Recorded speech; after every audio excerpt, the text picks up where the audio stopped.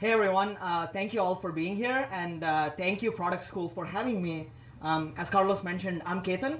I really like this space, by the way. As I heard about this space like 2 days ago from another friend of mine when he said the vault, and I was wondering what is the vault, and it sounded like a weird closed space, but this feels so cozy and nice to talk, and I'm super excited.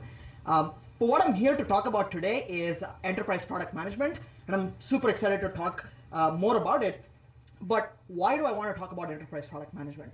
It's because when people talk about product management, they typically talk about consumer product management. You hear people talking about Uber, Facebook, Airbnb, and their products, but enterprise products get far little love.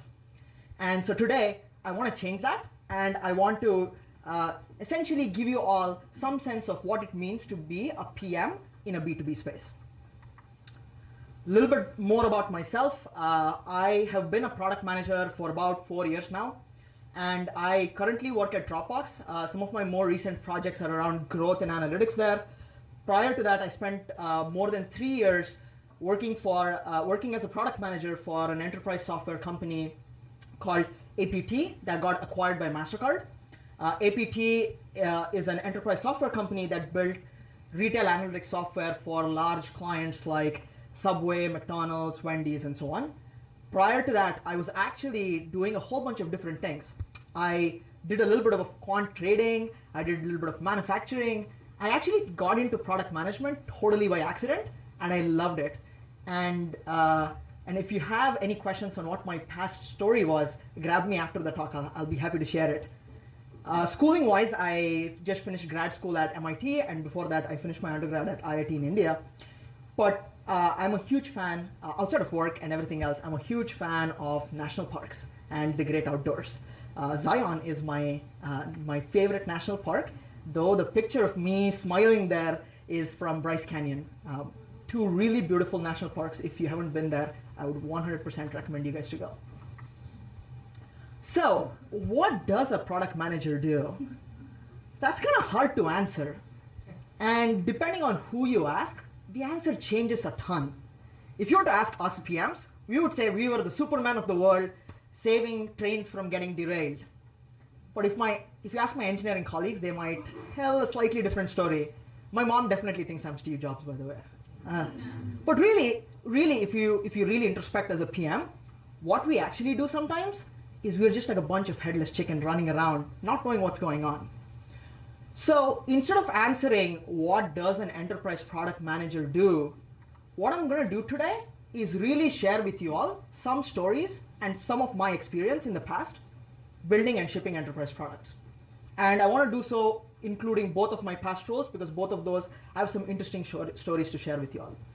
And in doing so, what I want to do is give you all a glimpse of what it means to be in the shoes of a PM working on enterprise products. But I also want this talk to be useful.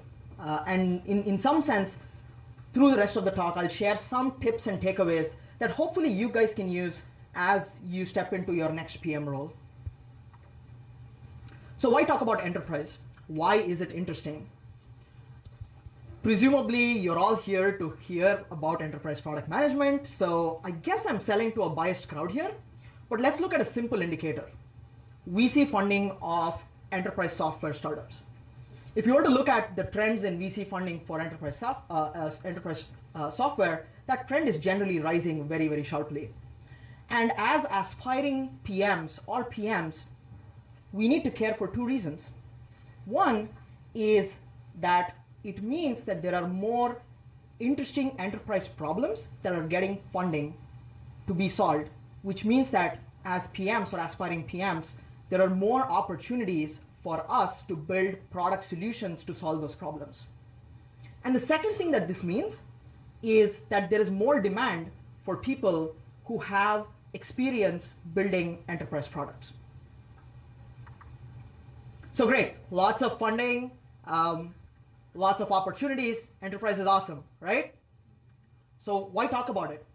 Because it's different. And as I mentioned, if you were to go look up on Medium product management, or if you were to buy a book on product management, most of the time it's talking about consumer product management. And if you were to ask, what are the differences then between consumer products and the enterprise product? What are the differences between these two worlds?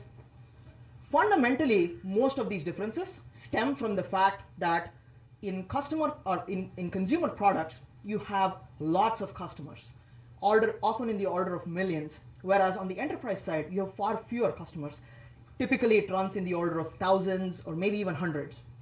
And what that means is if you are on the consumer side of the world, you tend to pay far little attention, or maybe no attention at all, on an individual customer basis.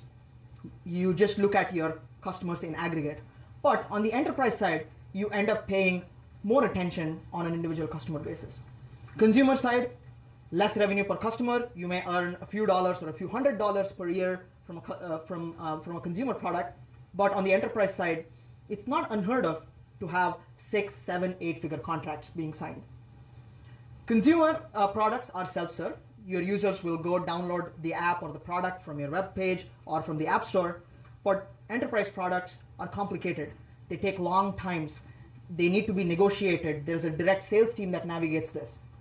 And enterprise products, or adopting enterprise products, involves pilots, contracts, SLAs. Whereas on a consumer product, you just hit, I agree to all user conditions, and move on. So what are examples? I'm sure you can name a ton. But from Dropbox's perspective, Dropbox Basic, for instance, is a great example of a consumer product. We have 500 million users using Dropbox Basic, and it is all in all a consumer product. Dropbox for Business, on the other hand, when you talk about large enterprises, is more along the scale, along that enterprise side of the world, essentially. But I can stand here and give you a long laundry list of what's different between consumer and enterprise. But really, what I want to do is focus on 5 things that you will do as a PM and talk more about how the enterprise world is a little bit different. I'll talk about generating ideas, building a roadmap, creating specifications or requirements, shipping products, and getting feedback. Now, some of you might say, whoa, hold on. This is not all that I do. I do way more as a product manager. And you're 100% right.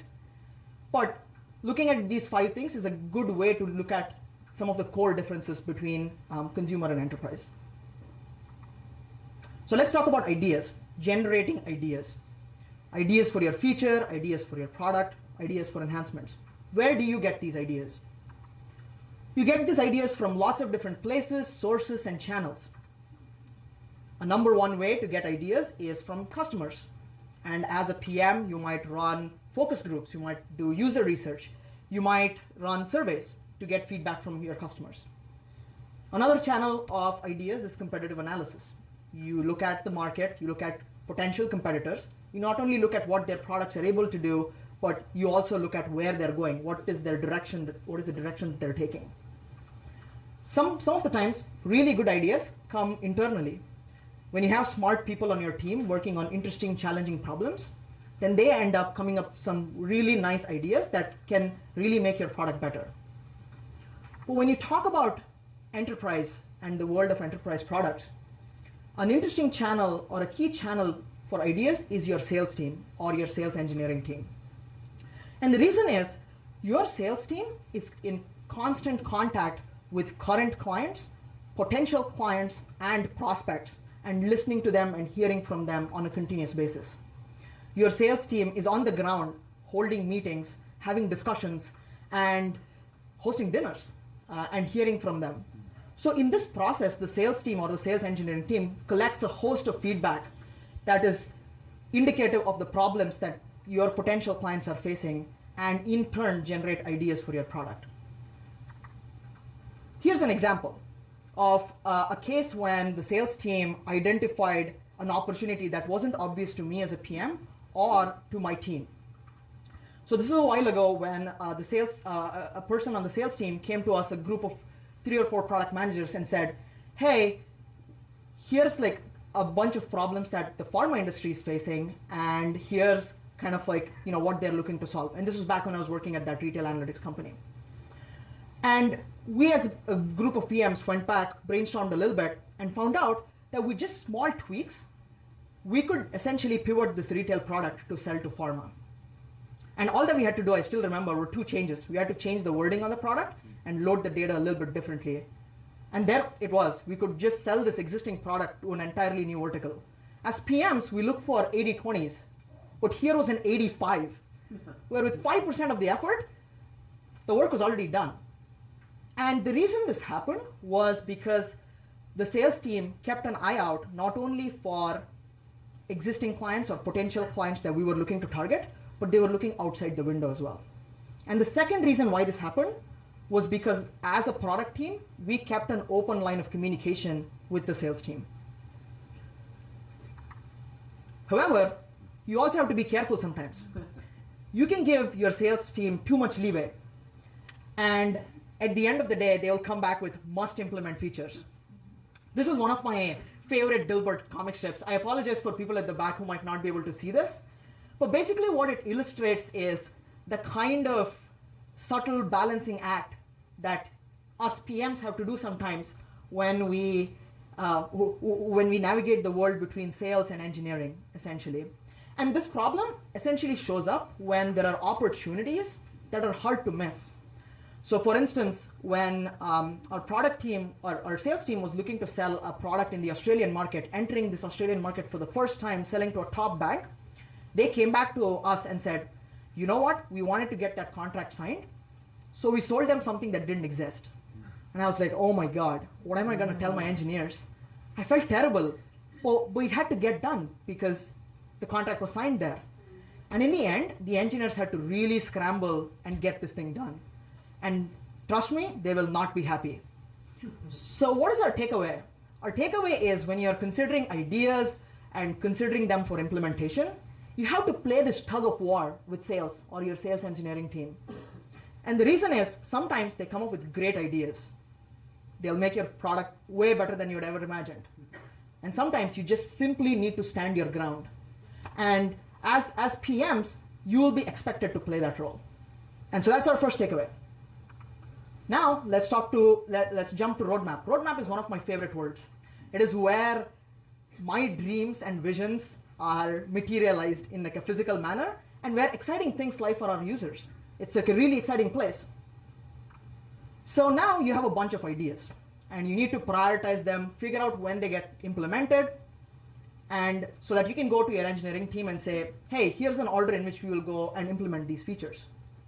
So you're the PM, you learned something in, you read up a product management book and you said, okay, I will whip up a nice prioritization matrix. I'll do this cost benefit analysis.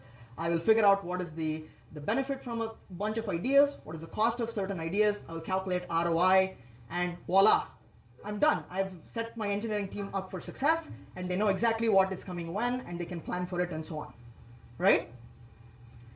Not really. Enter Walmart. So Walmart, you probably heard of it, is a behemoth in the retail industry. And especially when it comes to brick and mortar stores, it is like the queen. And if you haven't really read numbers around Walmart, even today, they account for about 11% of all retail sales. And what that means is 1 in every $9 being spent in the US on retail is being spent at Walmart. So, there might be people saying, oh, Amazon is catching up, and they are, but that's like a different story and a different talk.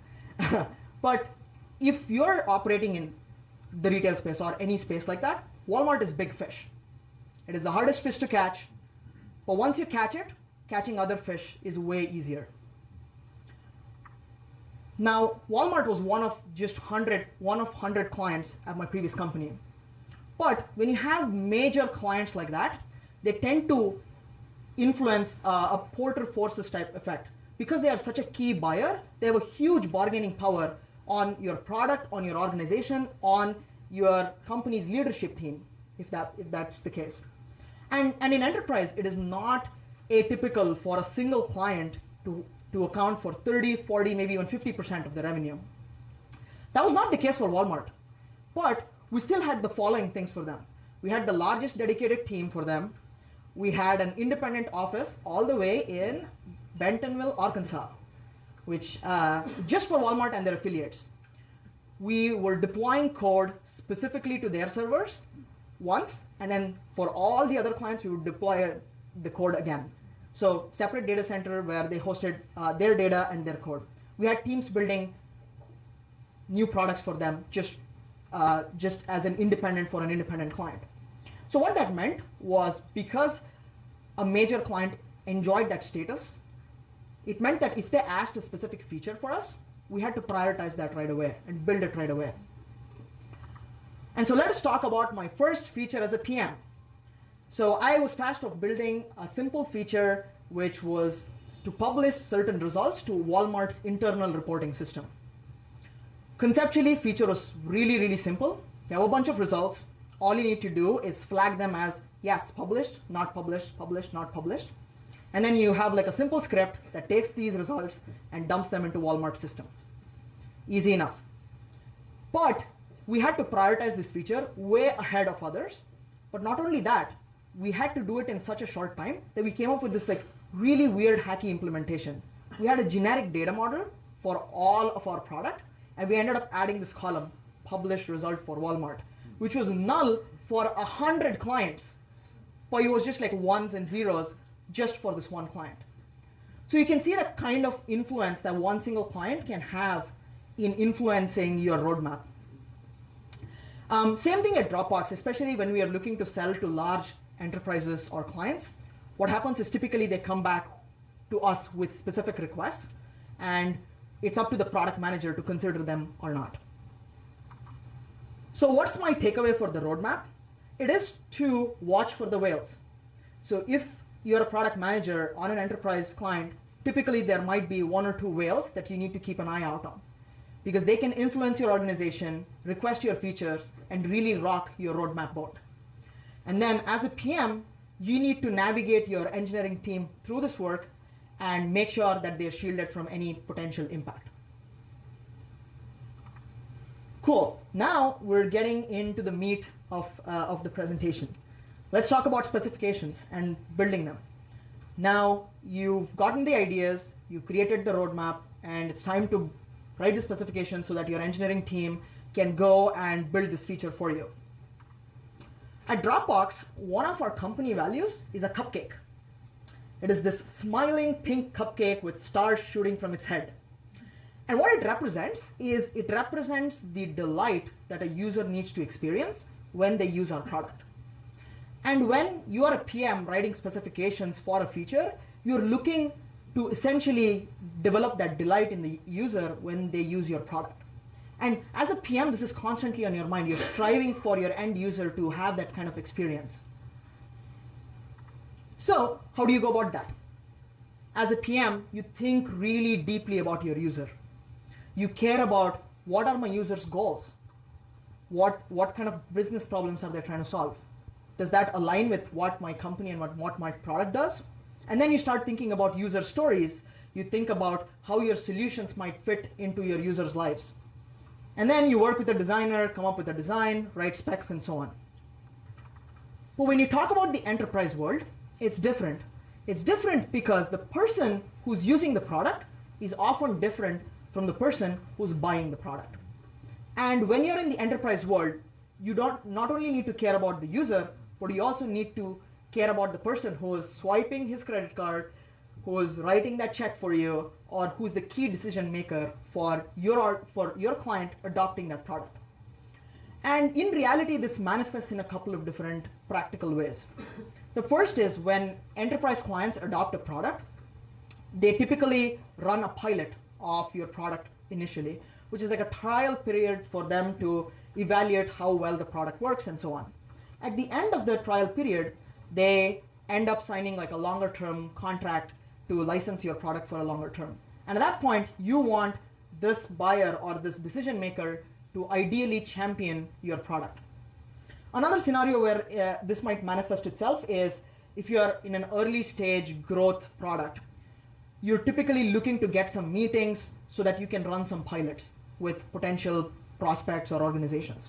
At that point, you look to essentially focus more on the buyer because that's who you need to convince to essentially get a pilot going for your product. 5 or 10 years ago, enterprise product management was very different. it was very, very buyer or decision maker focused. And if you were to look at like a legacy product from 5 years ago, you would see that there was a ton of features crammed into it with very little thought given to UX or end user experience. But that's changing. And the reason why this was done, by the way, before was because that's who PMs prioritized. That's who PMs cared about. And all that the buyers cared about was, okay, does this have the functionality to do X, Y, and Z? But now things have changed. With the consumerization of product management, with the consumerization of enterprise products, we need to care both about the end user as well as the buyer. So taking like a neutral product like Slack, for instance, great product doing like killing it in the enterprise world. And what have they prioritized? Great design for their end users. So how does this manifest at Dropbox? Dropbox is primarily a collaboration product. We want our end users to collaborate, so we build a whole bunch of features around it, collaboration features, sharing, previews, and so on. And when we do so, we want to pay the utmost attention to that end user experience, get them that cupcake that we always talk about. But it's not just about that. We also care about what the buyer and the users, buyer and the decision makers care about. And what they care about is things like the administrator experience. They care about things like security. They care about things like access control. They care about how Dropbox as a product would be deployed and integrated with the rest of the systems that they have going on. And if you're a PM, for instance, at a large enterprise software company, you might end up being the PM on one of these teams. And you might care a little more about that end user, or you might care a little more about that the buyer or that decision maker. But in practice, you're working really closely and collaborating with other PMs, and jointly you're thinking about the user and the buyer. So what's the takeaway when it comes to specifications? When you're writing specifications, you think deeply about users and you think about cupcakes. But when it comes to enterprise product, you need to think about bringing 2 cupcakes to the party. You need to bring not only 1 cupcake for your user or your end user, but you also need to bring one for your buyer. And what that means is only when both your user and the buyer are truly happy with your product will your product be successful. So now it's delivery time. It's time to ship. It's the most exciting time for a product manager. It is the culmination of weeks or maybe months of hard work that you've done to essentially get these ideas, build the roadmap, write the specs, build it with your engineers, QA it, and you're about to hit the launch button. What happens? Your client doesn't want the feature anymore. And you're in despair. You're like, oh my God, what happened? What went wrong? And the insight is that when you're talking about enterprise products, it takes time for a client to adopt these products. Your clients and users have to learn the product, and they have to undergo a steep learning curve to make sure that they can use the product and all the functionality that it has to offer. Your product in an enterprise doesn't sit within a silo. It's typically used in combination with other services and products, so there needs to be integrations that need to get built. And as your users learn the product and build some of these integrations, they create workflows for themselves. And your product will figure somewhere in their workflow. And what happens when you ship features is users end up being resistant to change, especially when your features break their workflows. As a PM, you might ship something that you think makes your product nicer, but your users are evaluating it from the context of their overall workflows. You might follow the mantra, ship, move fast and break things, but what you'll end up breaking is your contract or your SLA. So really, shipping is tricky. And so what the takeaway that I want to share with you all for delivery, or when it comes to ship your product, is to pay attention to the feature and really think about whether it helps your user, and think about announcing it in advance and prepping your users, giving them some time to adopt. And typically what you can do is maybe even train your users. One quick story that I can share here from my own experiences, I was looking to build improved Excel exports from the product. Every user was asking, like, let's get more improved Excel exports. We need more columns, more data, and everything in there. But it was not as easy as building that feature, because downstream, a lot of clients had built macros in Excel on top of that export. And now if we were to change this format and ship something which made my product and my export nicer, it would break all these macros. So we had to think very deeply about how we would ship this, how we would make users transition, how would we like enable them to like write these macros, and so on and so forth. So really the takeaway here is to pay attention and not ship features automatically, because you might inadvertently break some of their workflows. So finally, it is time to get feedback and come full circle. A/B tests, great way to get feedback in the consumer world. It is pretty much a standard process, and now everyone does it. If you use a typical consumer product, they do thousands of experiments a year, and at any time you use the product, you might be subject to like hundreds of experiments. And when you run an A/B test, you take a feature, you expose it to a random subset of your users, and then you figure out whether there was a statistically significant difference in your metrics, and then use that to make certain decisions for rolling it out. And if a specific variant wins, you then ramp it up to say 5%, 10%, 30%, and so on. And at any point, if things go wrong, you can either hold off on rolling it out, or maybe you can roll back as well. But what about the enterprise? There are two major obstacles when it comes to A/B testing in the enterprise. The first is that you have far lesser traffic in the enterprise world, just because you have far fewer number of users. And what that means is it takes an enormous time for you to get statistically significant results on your A/B tests. And especially if you made a small change on a button 3 pages down on like a settings panel somewhere, you will probably get really no traffic, and it might take you many months to even see any signal in whether this feature was good or not. And so what happens there then is, in the consumer world, when you have millions of users coming in, you have like high traffic, you get that signal really fast and you can run A/B tests, but enterprise world, not so much. The second reason why you cannot run A/B tests is, when you run A/B tests, you need to randomize your user group. And in the enterprise world, you might be constrained in doing so, because you might have contracts which say all users at a particular client need to have the same experience. And so you really truly cannot randomize the experience for across your entire user base, and you might have to ship it to certain clients, not to other clients, and so on.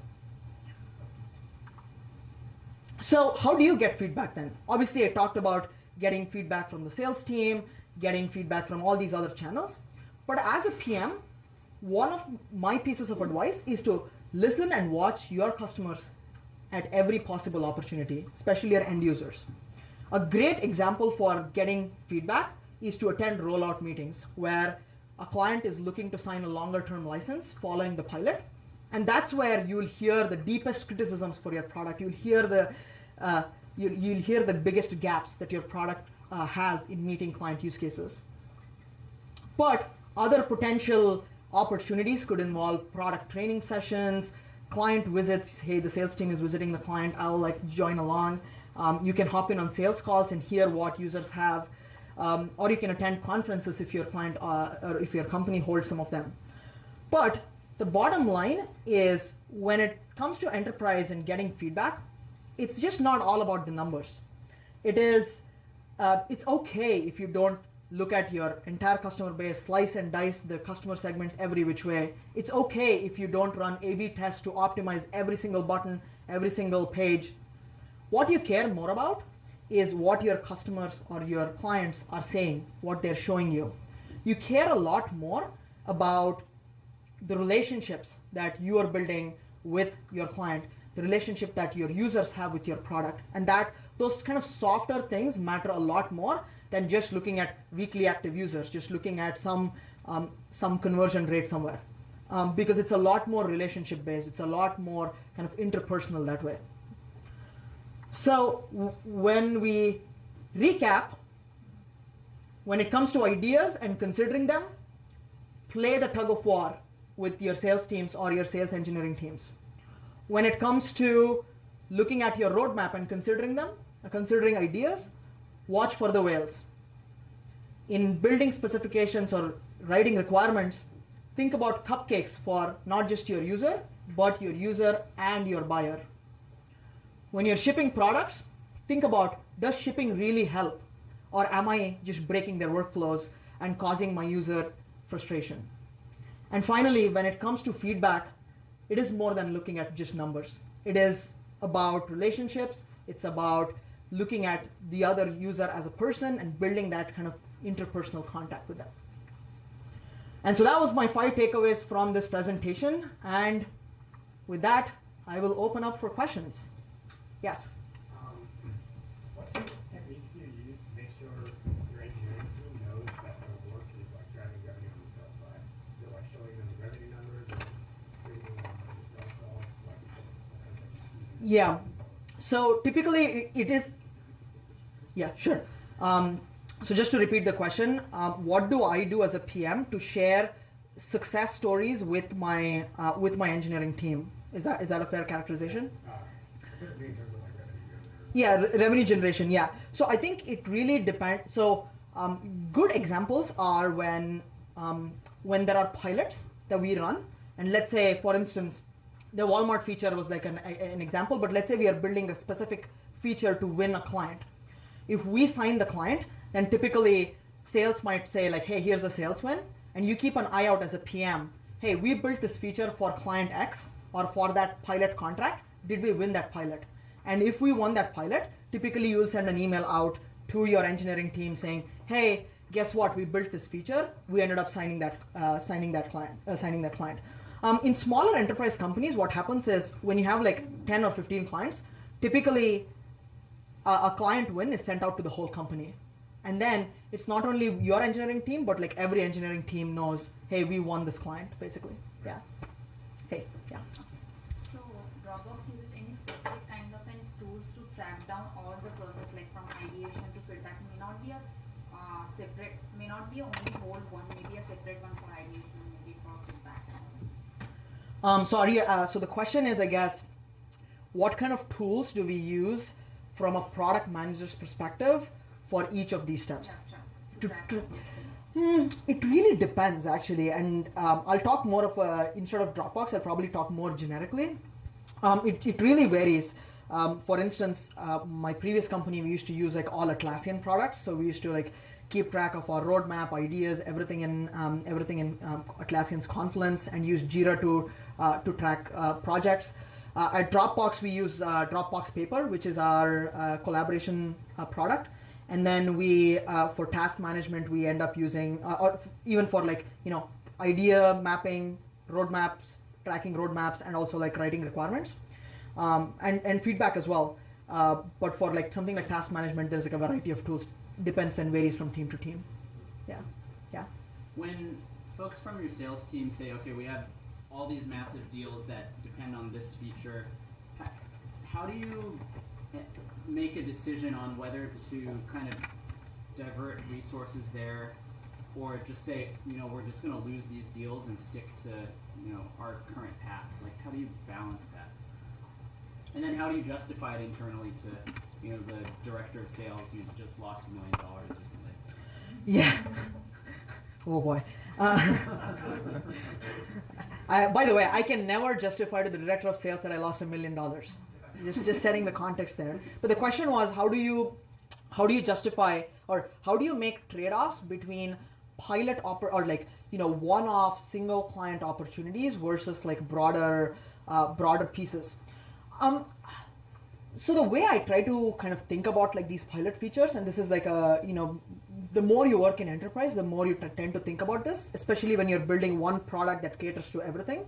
There are enterprise clients that customize specific products for specific clients, but let's say we are in a world where the same product is being used everywhere.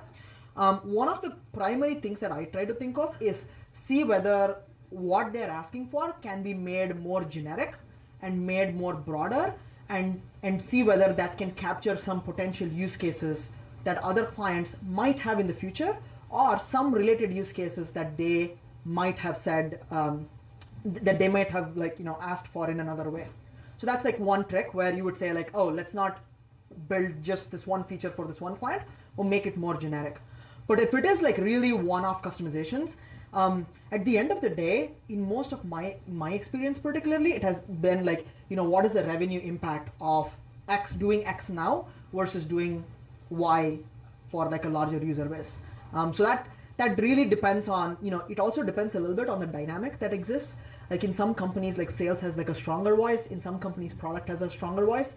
So it touches a little bit on the organizational dynamic at that point. If the organization is a little more sales oriented, you can fight as a PM, but sometimes you have to back down. But sometimes if you're in a more product oriented organization, you tend to have like a lot more, I guess, leeway to push back. But at the end of the day, it comes back to like, some revenue quantification that you can make. But as a PM, you can have like a bag of tools that you can try to pull out to make this a little bit smoother. You had a question, yes? In the last session on feedback, you mentioned the importance of relationship building with clients. You did not talk about relationship building with the team that is developing the product for the client. How do you build those relations? How do you build the soft skills of engineers within the team to make sure that it succeeds? And then in Dropbox, if the team pulls out, what's the support that you get from the company to rebuild, repair, revive, and not endanger the product because customers just don't get it? So there were two questions there. The first question was, how do you build relationships with your team, with your engineering team, and develop that soft skills? And then the second question was, what happens if your team fails? How does a company like Dropbox handle this? So the first question is, I would say the number one thing when I start on a new engineering team is volunteer for everything. Like, okay, like you're annoyed with this? Okay, you don't worry about this, I'll do this. You're annoyed with support? Okay, don't do this, I'll do this. And it doesn't matter what level you're at, it doesn't matter like who you are. Your engineering team is looking at what value you bring to the team. And so number one thing, this is like a generic advice outside of enterprise, outside of like any like boundaries. If you are a PM, your number one job is to be useful. Forget roadmaps, forget all these like 5-6 different things, right? Number one job is to be useful. Number two, building some of that softer skills. I like to do that with the smaller things. I like to sit with my team, number one. Number two, I make it a point to have lunch with my team, because usually what happens is PMs get lunch meetings. You're doing some work somewhere, whereas all of your engineers are sitting together. But I make it a point to prioritize lunch with my team. Then the third thing is, engineers usually like to play board games. They like to play foosball or table tennis.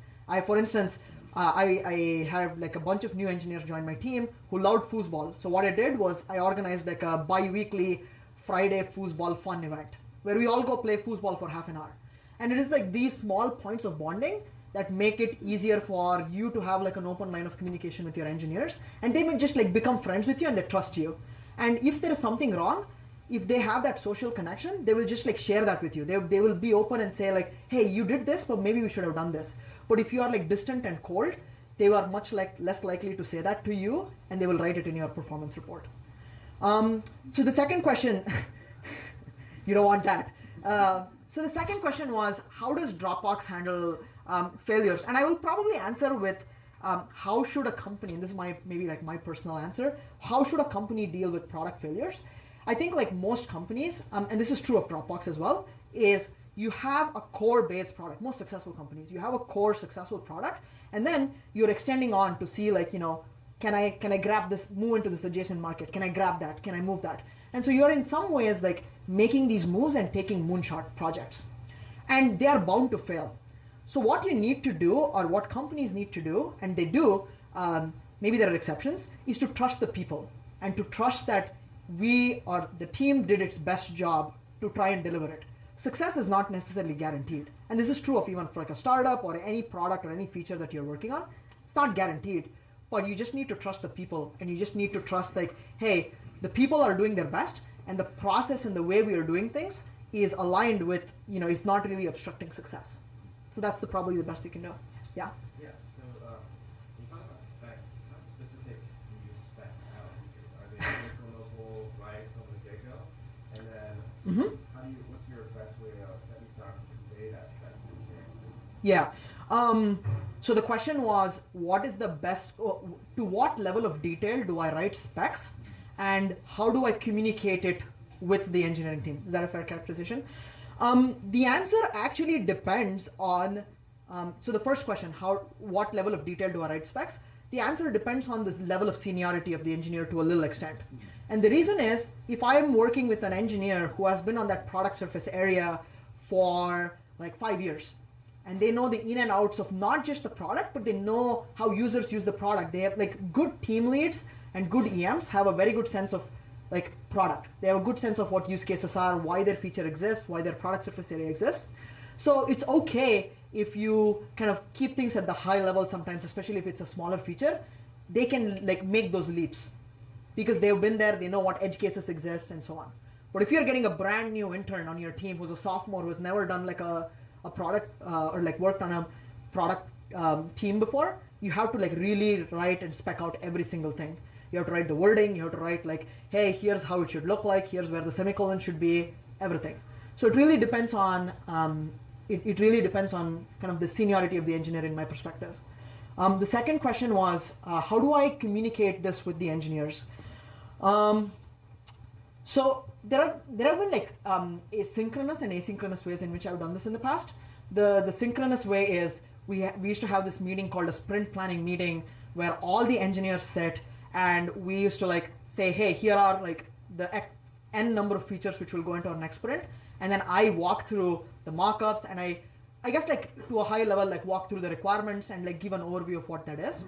But there have also been scenarios where I write a document and then just like share it with someone and then say like, hey, just look through this, comment on it.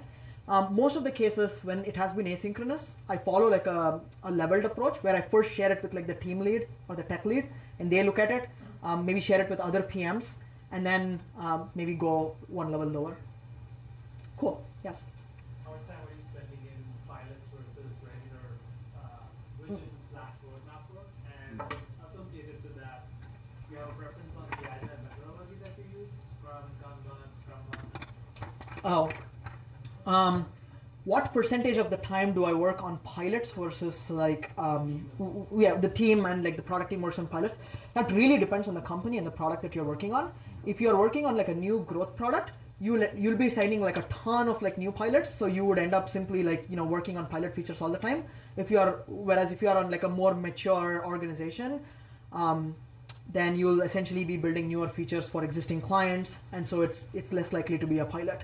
The one caveat that I will say is renewals or contract renewals are like pilots in some sense, in the sense that let's say you have like $1 million contract signed and there's a renewal time coming up, you're like sweating bullets at that point, or your like sales team is sweating bullets and they might request some features, and at that point you'll perceive it as a pilot even though it is like they have signed contract and they used your product for 3 or 4 years.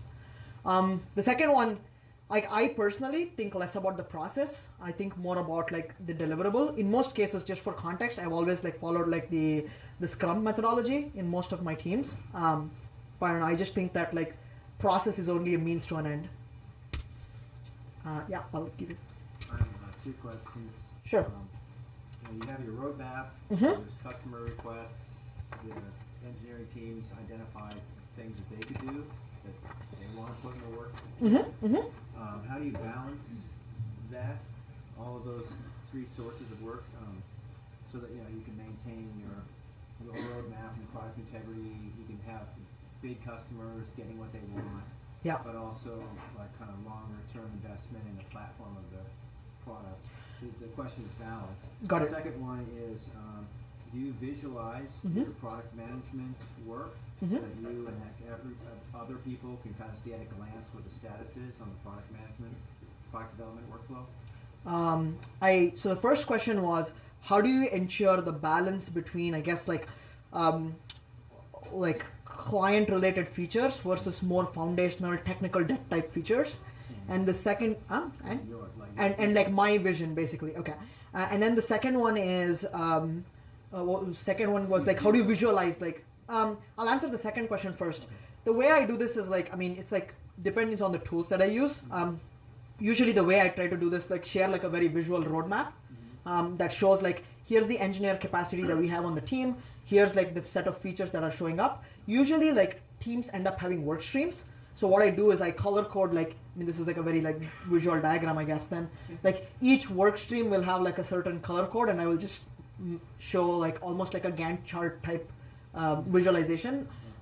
It's pretty easy, especially if I'm sharing this with sales or senior people. One visual, it gives them a sense of what's coming up and what's going on. So tech debt versus I guess like other client related features or vision. I guess like prioritizing tech debt is like challenging, right? You can always put it away until it comes and bites you in the back. What I do is I really rely on my tech lead's opinion on like when and how we should do this. And really what that means is I've never in reality spent an entire sprint with all my engineers working on tech debt. Usually what I've done is if there's a quarter where we need to work on tech debt and we have like 3 goals for the team, one of those goals ends up being the tech debt work. And like you will usually, or in my experience at least, what I've done is have some ongoing work for client or kind of like foundational vision oriented work, but you have like a part of the team dedicated to tech debt. So it's like kind of working on like a handicap or like a resource constrained way. Does that answer the question? Cool. Yes. Yeah. You commented about working with engineers and building relationships. Yeah. I'm wondering what your experience and take is on working with product marketing. And I know that changes from company to company, but and if you can comment on your take on their sort of usefulness and Let's see. So I guess like the biggest way I work with product marketing is, let's say I built a feature or like, part of a product that was really widely successful. And I personally think that this feature can be used by a lot more, like, a lot more clients. It needs to kind of go out there and be broader. So what I worked with the product marketing in that case is, take the example of what we built and how it was successful, work with marketing to create certain case studies and create like kind of like a templated case study, make it more generic, make it like kind of sanitize, like remove like, sensitive information and so on. And so now you have this white paper, which kind of like what marketing generates. And now work with marketing to kind of send out those white papers at maybe like conferences, at client meets and so on.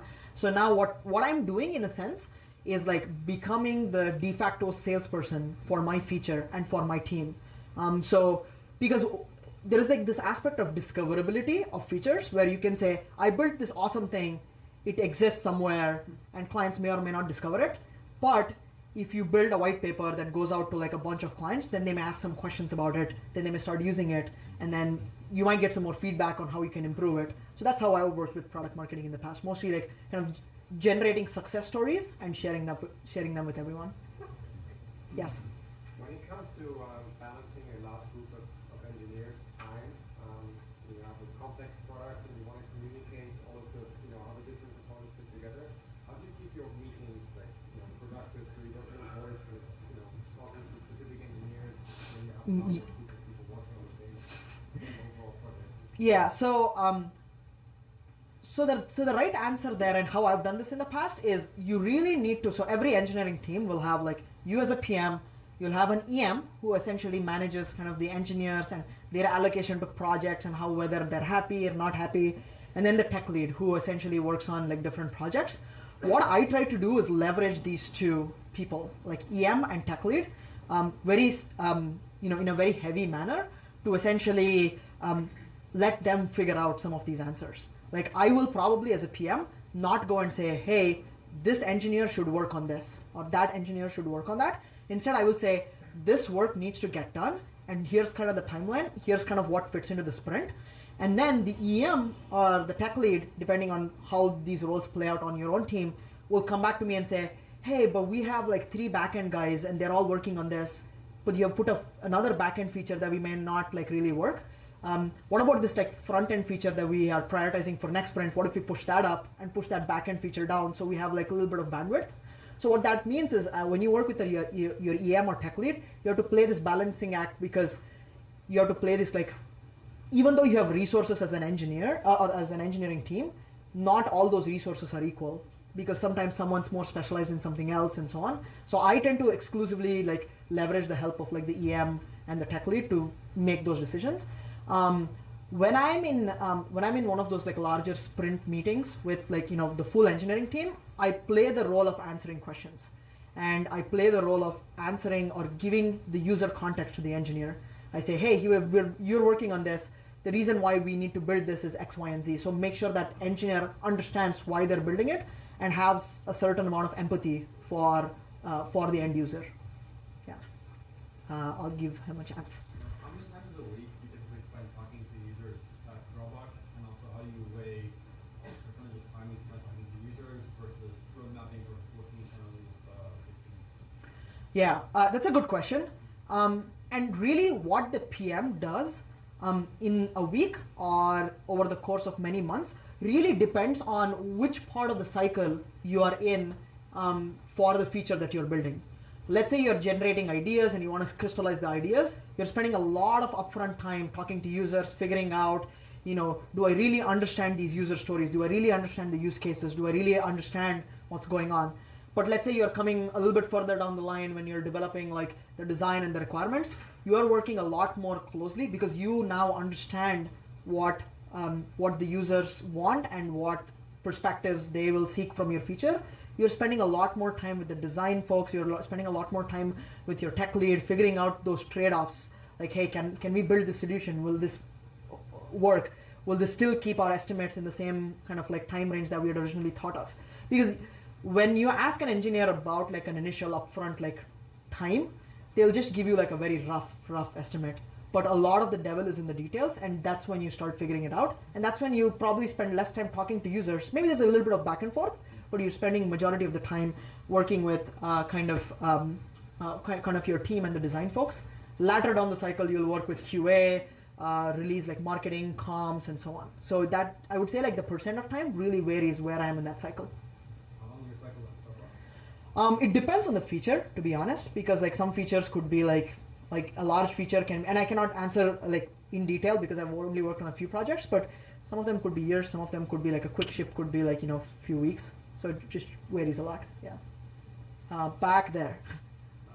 You talked a little bit about like individual expertise an engineer, and also a little bit about collaboration or team dynamics between sales and engineering.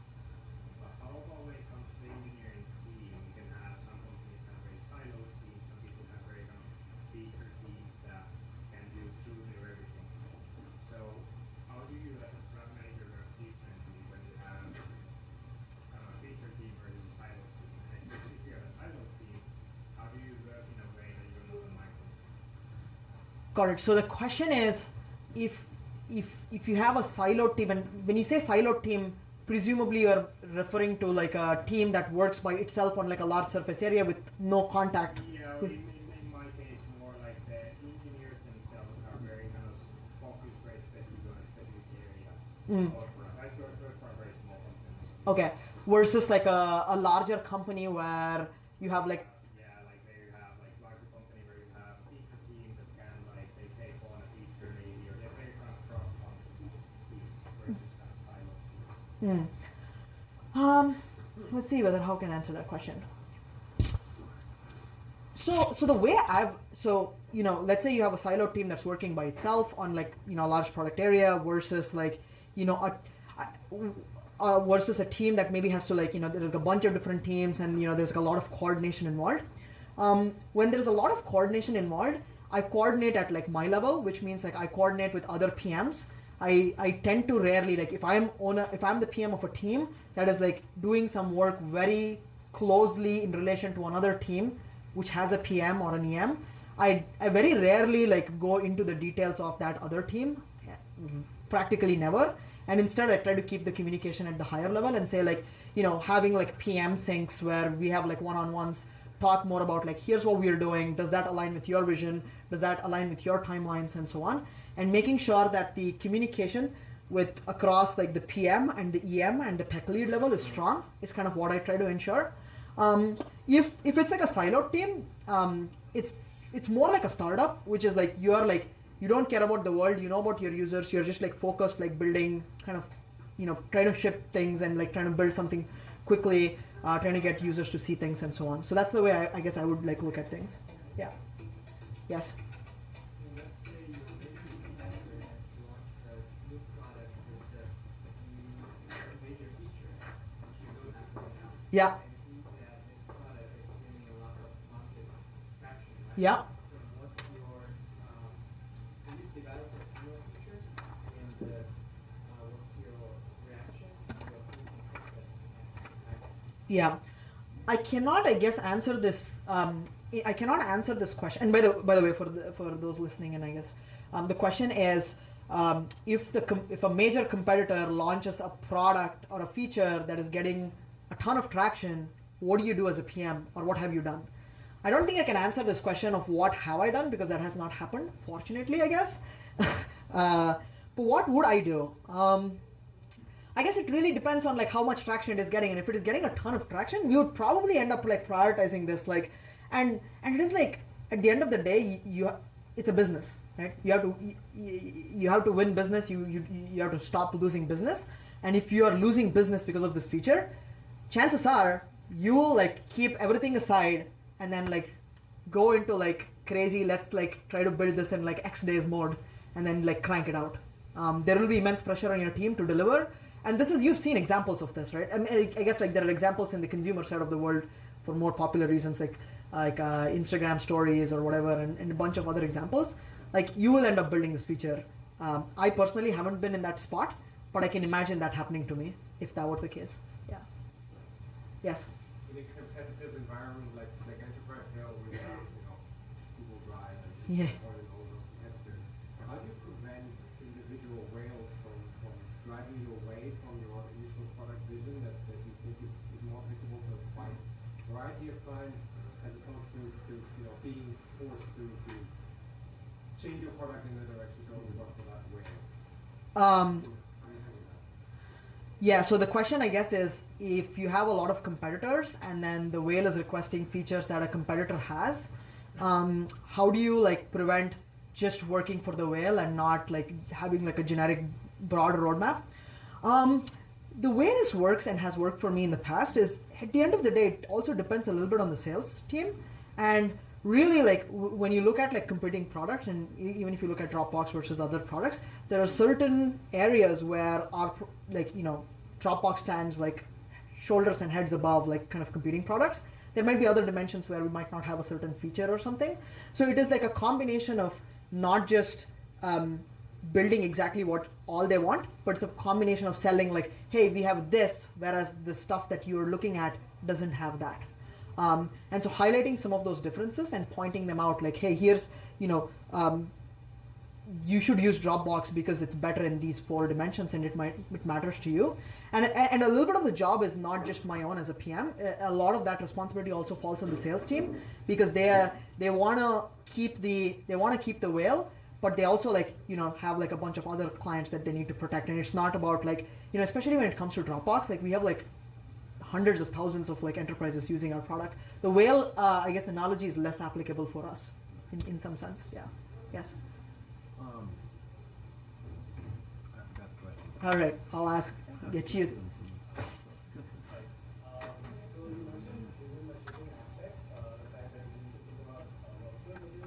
Yeah. So I wanted to ask, what are some of the tactics that you used in the past to get this insight? Yeah. But B, also, is there merit to controlling some of that? Because I can imagine for a lot of companies, it's not Yeah. really important, especially when their products are integrated with a lot of other pieces. Yeah. So there is. Oh, by the way, yes, you should definitely front load this. But when you're building small features, the example that I shared was like hey, let's build something quick and ship, and like, oh, okay, like this is something that happened, kind of a thing. Definitely think more about like workflows. That is like a pretty strong advice. How do I go about doing that? Like really, it's hard if you listen to like indirect customer feedback. If you listen to indirect sources, like you run a survey or you like you talk to your sales team, you will hear less about those interfaces. A lot of the interfaces or the interface world, you will hear directly from the user, because you can ask like, okay, you moved this file here, what would you do afterwards? How would you use this? So it's about like having the opportunity maybe to use user research or by yourself asking some of those questions in an active manner, looking at like kind of the boundaries of the product and saying like, okay, what are users using this endpoint for? And that's the way I've done this in the past, like just ask and like explore that area, because it's pretty easy to figure out like kind of if you look at your product as a box, pretty easy to figure out this, but like kind of the edges become blurry. And so you have to actively think about like, you know, where the edges lie and where they're connecting to other systems and so on. Yeah. One more question. One more question. Yeah, I'll give that opportunity. I'll hang out, by the way. You guys can come and ask me questions afterwards. Yes.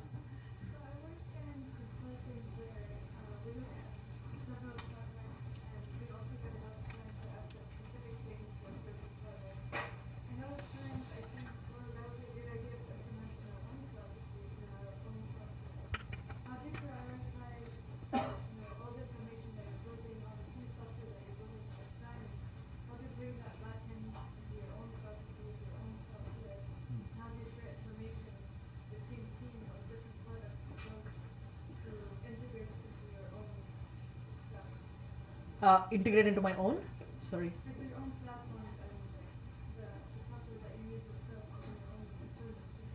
Oh, got it. So the question is, I guess if I were building a product for a bunch of clients, but I was also using that product myself, how would I think about incorporating like some of my own benefits, like or the benefits for my own, like, yeah. So for instance, like the question, I guess the reframe better is like, hey, like clients are asking X for Dropbox.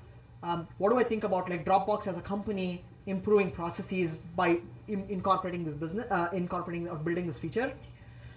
In reality, very little, to be honest, because if there are two features, let's say, if there are two features, one gives benefit to Dropbox, but one gives benefit to client, prioritize the benefit to the client one. If there are two features, both of which benefits client approximately equally, but one of which benefits Dropbox a little bit more, maybe there's reason for prioritizing that a little bit ahead. But when I have done PMing, very little of it has been like, hey, like let's think about like how it helps our company. A lot more is like kind of client focused. Yeah. Okay, well, Cool. thank you. Yeah.